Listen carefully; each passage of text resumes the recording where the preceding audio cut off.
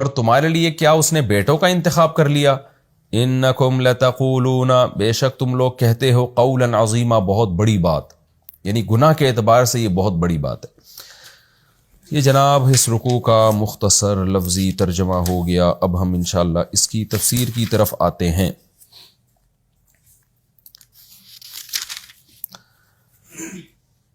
ان آیتوں میں، پچھلے رکوع میں بھی اور اس رکوع میں بھی، جو آخرت کی کوششیں ہیں وہ بیان ہو رہی ہیں۔ اللہ نے اپنے حقوق بیان کیے، اپنی توحید، والدین، رشتہ دار، یہ تمام حکام بیان کیے۔ اب اللہ تعالیٰ اور مزید دیگر انسانوں کے حقوق اور سوسائٹی کے حقوق بیان کر رہے ہیں کہ معاشرت کے کیا حقوق ہیں، اور خاص طور پر عرب میں جو اولاد کے ساتھ ناانصافی ہوتی تھی وہ یہ کہ بیٹیوں کو قتل کر دیا جاتا تھا، تو اسپیشلی اس حکم کو اللہ بیان کر رہے ہیں کہ وَلَا تَقْتُلُوا أَوْلَادَكُمْ خَشْيَةَ إِمْلَاقٍ، اپنی اولاد کو غربت کے خوف سے قتل مت کرو۔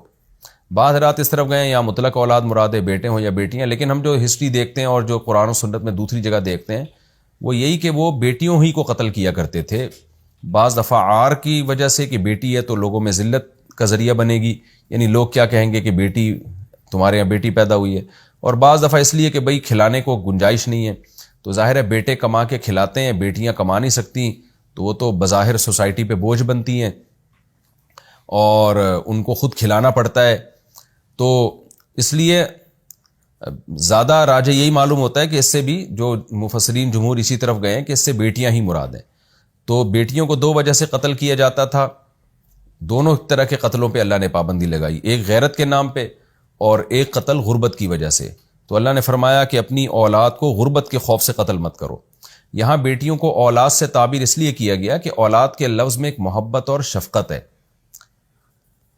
تو بیٹی کے لفظ میں عرب کے لیے محبت نہیں تھی، جب اسلام دنیا میں نہیں آیا تھا اس وقت عرب کے لیے بیٹی کے لفظ میں محبت نہیں تھی، تو اللہ نے کہا اولاد ہے تمہاری، تو جیسے بیٹا تمہاری اولاد ہے تو بیٹیاں بھی تمہاری اولاد ہیں۔ تو اپنی اولاد کو کون اپنے ہاتھوں سے قتل کرتا ہے؟ وَلَا تَقْتُلُوا أَوْلَادَكُمْ خَشْيَةَ إِمْلَاقٍ، غربت کے خوف سے اپنی اولادوں کو قتل مت کرو۔ نَحْنُ نَرْزُقُهُمْ، ہم تمہیں بھی رزق دیں گے، وَإِيَّاكُمْ، اور ان کو بھی رزق دیں گے۔ تو کیا مطلب؟ جب اللہ تعالیٰ اولاد دے رہا ہے، چاہے بیٹا ہو یا بیٹی ہو، تو رزق کا وہ پہلے سے انتظام کرتا ہے، تو وہ ماں باپ کو بھی رزق دے گا اور اولاد کو بھی رزق دے گا۔ یہ خوب سمجھ لیں، اس قسم کی جتنی بھی آیات ہیں جس میں اللہ تعالیٰ یہ کہہ رہے ہوں کہ ہم یہ کریں گے، تو یہ اللہ کی مشیت کے ساتھ متعلق ہوتی ہیں، یعنی اگر ہم چاہیں گے تو ہم ان کو بھی رزق دیں گے، تمہیں بھی رزق دیں گے۔ تو سوال پیدا ہوتا ہے اگر اللہ چاہے گا تو، اور اگر اللہ نے نہیں چاہا تو پھر کیا ہوگا؟ تو یہاں چاہنے کا مطلب یہ ہوتا ہے کہ رزق کے ملنے یا نہ ملنے کا مدار اولاد کے پیدا ہونے یا نہ ہونے پر نہیں ہے، وہ ہماری چاہت پر ہے۔ تو اگر تمہارے اولاد پیدا نہیں ہوئی تو بھی ہماری چاہت پہ تمہیں رزق ملے گا، ہم چاہیں گے تو دیں گے، نہیں چاہیں گے تو بغیر اولاد والوں کو بھی بھوکا مار دیں گے ہم، اور اگر ہم نے نہیں چاہا تو اولاد پیدا ہونے کے بعد بھی نہیں دیں گے۔ تو یہ جو رزق کے میں تم نے جو یہ سمجھ بیٹھے ہو نا کہ بچے پیدا ہوں گے تو رزق کی کمی ہوگی، یہ تمہاری حماقت اور بے وقوفی ہے۔ رزق کی کمی یا رزق کی کثرت کا مدار اللہ کی چاہت پر ہے، تو آپ اللہ سے لڑ کے روزی نہیں لے سکتے۔ اللہ سے لڑنے کا کیا مطلب؟ اللہ کے حکم کی مخالفت کر کے اللہ سے کیسے آپ روزی لے سکتے ہو؟ تو اللہ کے حکم کی مخالفت کیا ہے کہ اولاد کو روکنا یا اس کو قتل کر دینا۔ تو ان آیت کی روشنی میں تمام مفسرین کا اتفاق ہے کہ جیسے بچے کو قتل کرنا حرام ہے پیدا ہونے کے بعد، اسی طرح حمل کو غربت کے خوف سے روکنا بھی حرام ہے، کیونکہ اللہ نے یہ کہہ دیا ہے کہ یہ ہمارا کام ہے، رزق دینا یا رزق نہ دینا۔ یبسط الرزق لمن یشاء ویقدر۔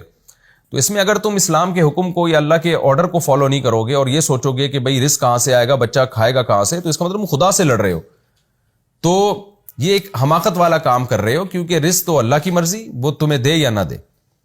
تو اس لیے اللہ تعالیٰ نے عنوان استعمال کیا۔ ہاں سوال پیدا ہوتا ہے پھر اللہ یوں کہہ دیتا نا کہ میں چاہوں گا تو رزق دوں گا، اس میں چاہنے کا ذکر کیوں نہیں ہے؟ وہ چاہنے کا ذکر اس لیے نہیں ہے کہ تاکہ امید غالب ہو۔ علامہ آلوسی رحمہ اللہ تعالیٰ اس طرح کی جو آیات ہیں نا، ان کی تفسیر میں ایک بات لکھتے ہیں کہ ان آیتوں میں اشارہ ہے کہ جس کے اولاد ہوگی اس کے میں رزق کی برکت کا امکان زیادہ ہوگا، جس کے اولاد نہیں ہوگی اس میں رزق کی برکت کا امکان کم ہوگا، کیونکہ اس کے لیے اللہ نے الفاظ استعمال کیے اولاد والوں کے لیے، جو بے اولاد ہیں ان کے لیے اللہ نے یہ الفاظ استعمال نہیں کیے یا جو اپنے بچوں کو غربت کے خوف سے قتل کر دیتے ہیں ان کے لیے استعمال نہیں کیے. آگے اللہ فرماتے ہیں ان قتلہم کان خطئا کبیرا، ان کا قتل کرنا بہت بڑا جرم ہے، قتل کر دینا بہت بڑا جرم ہے. تو اس آیت کی روشنی میں تمام فقہا کا اتفاق ہے، اور یہ مضمون دیگر احادیث سے بھی ثابت ہے اور صحابہ کے عمل سے بھی ثابت ہے کہ